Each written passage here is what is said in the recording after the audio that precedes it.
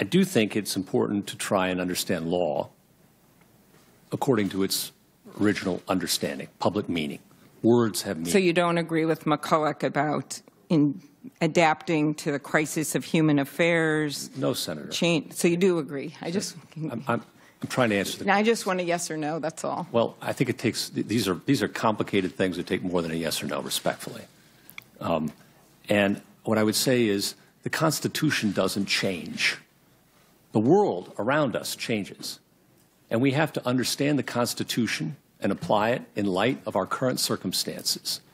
That's what we're trying to do as judges. So, for example, one of my favorite cases in this area is Jones, right? Supreme Court of the United States is faced with a GPS tracking device attached by the police onto a car. Is that a search? And the court goes back and looks at the time of the founding what qualified as a search and found that that would have qualified as a trespass to chattels and a search by the government.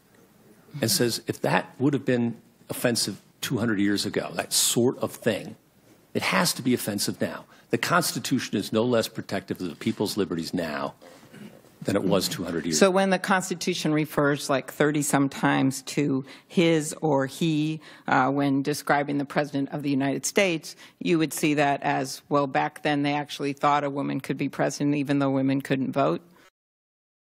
Senator, I'm not looking to take us back to quill pens and horses and buggies. But just if you could answer that question, it's pretty important to me. I'm trying to. Okay. Of course women can be president of the United States. Okay. I'm the father of 2 daughters. Great. And I hope one of them turns out to be president of the United States. Okay, that's wonderful. How about like the Air Force? I agree.